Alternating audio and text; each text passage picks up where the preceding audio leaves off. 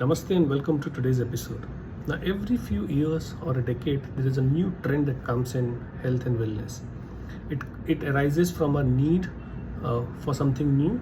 It also arises from the new development that happens and the way the new studies come up.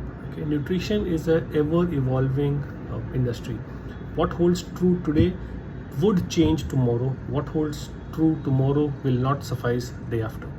So it's an ever evolving industry. Now, one of the latest trend that we are seeing here is people using continuous glucose monitor. Okay, a continuous glucose monitor or CGM. These are small patches which are attached to your arms. Okay, it peers through your plasma and it reads your glucose reading, which is connected to your mobile app, and you can in real time get to know what is your glucose level, and accordingly you can optimize your life, your nutrition, your diet, your lifestyle to get proper health. Now, the question that comes up is CGM good or is CGM bad? Now, what I personally feel, any technology that gives you more insight about your health is good, but it needs to be used properly. Okay, we cannot work in silo and say that this reading is what makes the difference, or this is the data that makes the difference, and I'll follow this. No, your health is not a singular road. It is a multiple road which diverse, crisscross throughout your life, whether it is your social need, whether it is your physiological need, whether it is a physical need, whether it is nutrition, whether it is lifestyle, whether it is sleep, whether it is exercise, whether it is stress that you go through. Everything has to be in balance for you to have an optimal health. Now, what does CGM does? CGM tells you your blood sugar level in your plasma in the real time.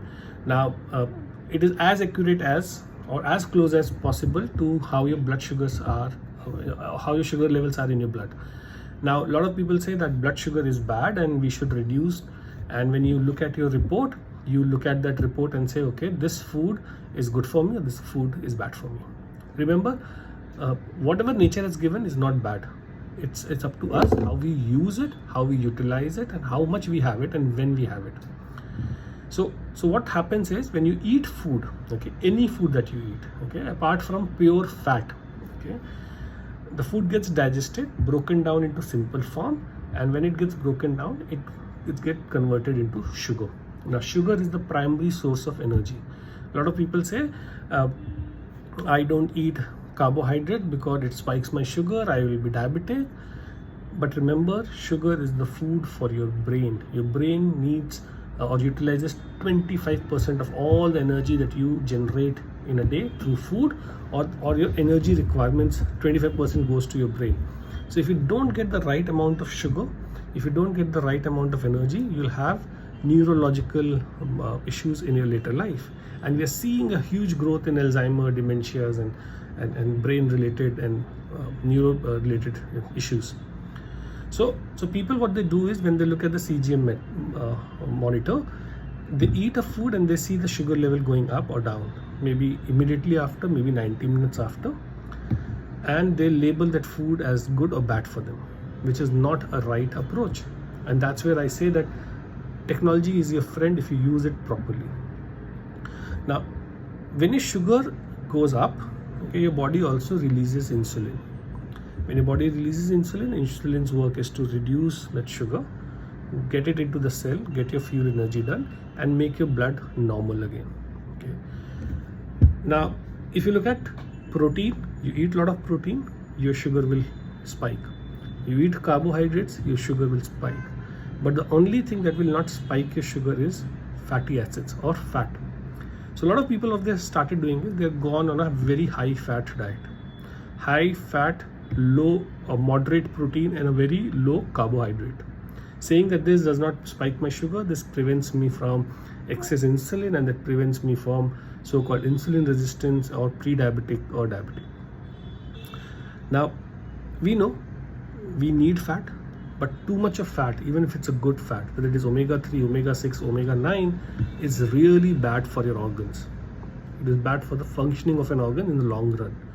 What you need is a balance between what you're eating through carbs, proteins, and fat. Okay, what you need is a proper digestion. What you need that the food that you're eating is not spiking your blood sugar very rapidly, because the rapid the spike, the rapid would be the fall. The rapid the fall, the more hungrier you would be. The more hungrier you would be, the more choices would be to eat unhealthy food, or more cravings, or you'll eat more quantity. Okay, your blood sugar can be spiked even without not consuming food. So a lot of people, they say that when you exercise, your blood sugar levels will go up. So a lot of people will say that if I monitor my blood sugar after exercise, blood sugar is high, then I should not exercise, which is absolutely wrong, because we know exercise is important. Similarly, if you drink alcohol, your blood sugar will not spike. People will say alcohol is good for me. So people will start doing what? Wine and cheese, saying that neither wine, neither cheese is spiking my blood sugar, so it is good for me. So it is how we decipher the information. This is how we look at interpreting the information and make it useful to us in a way that we want, versus the way it should be. Okay, the law of nature says you should have a balanced meal. Your blood sugar should spike. When your blood sugar will spike, insulin will come. Insulin will push this sugar from the blood into the cell. This is where the energy generation happens. If your blood sugar does not spike, you will not have enough insulin. Your cells will not get nutrition. If the cell does not get nutrition, you will not have energy. Your cells will die premature. Your aging would be fast. Your brain related, your neurological activities would be impacted big time. Okay, so what should you do? You should look at, if this is a graph, okay, and when you eat, your sugar level goes up, it will come down. Okay, you want to see that this spike, this ebb and flow, how high the sugar goes and how low the sugar goes, can be minimized. That's all we need to do. And that you get to know when you try this monitor, this patch or the CGM, and say, yes, this type of food which has a blend of carbs, proteins and fat, and is it spiking my blood sugar too high or too low? Okay, that's what you should look. You cannot have a flat line. You should not have a flat line. You should look having some ebb and flow, but not steep. Okay, now what can you do to ensure that your blood sugar levels do not spike too much? Obviously, a lot of people will tell you the same thing. Eat as less as processed food as possible. Any form of food which is closer to the nature. Even if you're eating grains, okay, have them closer to the nature. Have plenty of vegetables, have a lot of salads, have a lot of fiber in your diet. Improve on your digestion. So few tips that I will leave you with today, which will help you manage your blood sugar levels properly, and you don't need any devices or too much of technology to tell you and make you a captive audience. Rather, you should use your brain and intuition to know what is right for you, what is bad for you. Avoid oils which have been reheated time and again. Number one thing. Okay, so a lot of times you see oils which have been reheated, recooked, refried, and they're using it. Avoid that, number one. Number two, avoid as much of omega-6 fatty acids. Okay, you need omega-6, but you don't need to get too much of it. Our diet, our lifestyle, the food that we get on the supermarkets are loaded with it. Okay, so you want to avoid that. You can have cold pressed sesame oil, you can have coconut oil for some cooking, you can have a desi ghee, you can have some cold pressed mustard oil. Okay, these are a few oils. For raw eating, you can have virgin olive oil or an avocado oil, but have your oils in moderation. Okay, increase omega-3 through nuts, seeds in your diet. Now if you're going for a meal, okay, try to eat a raw salad before your meal. Okay, try to add fiber. If you can't get fiber because you are working, you're traveling, try to carry some prebiotic fibers with you, which you can dissolve in a glass of water and drink it. Okay, second thing that you can do is you should look at adding some apple cider vinegar or any form of vinegar, okay, fruit vinegar, not a synthetic vinegar, 30 minutes prior to your food. So just 2 spoons of apple cider vinegar in a glass of water, have it before your food. The acetic acid will ensure that your blood sugar spike levels are low, your digestion is improved. Okay, you have to increase your digestion strength so that the blood sugar spikes are proper. Number 2, ensure that you're adding a lot of fiber in your diet. Okay, now the fiber has to be eaten first. When you eat the fiber, it will slow the digestion process, it will slow the spike of sugar, it will slow the release of insulin, it will ensure that your spike is not too high.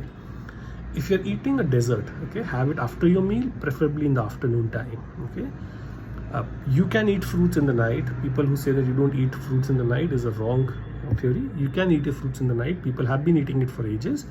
You have to ensure that fruit gets digested very fast. The fructose is there. So you want to add a lot of seasonal fruits and don't mix a lot of fruits. If you want to have a mango, have a mango. If you want to have some other seasonal fruit, have that.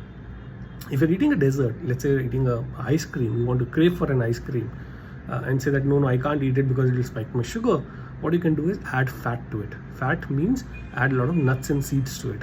That will ensure that the digestion is slowed, your spike levels are reduced, and you do not have too much of a spike. So again, technology is good if it is used a proper way. If you use technology to educate you, if you use technology to empower you, and if you use technology to inspire you, technology is your friend. But if you use technology as the sole guiding light, I think that is where we go wrong, and we start to devoid ourselves of the pleasures of the world. Okay, nature has given us food for us to enjoy that, to try everything, to have a variety. You can't stick your life to a so-called low carb, high fat diet or a healthy XYZ type of a diet. Okay, diets will never work. Whatever you embark your journey upon, choose a lifestyle that can live for a long and that is sustainable for you. Have a wonderful day, everyone, and we'll catch up soon. Till next time, eat wisely, breathe deeply, relax fully, and live more freely. Namaste.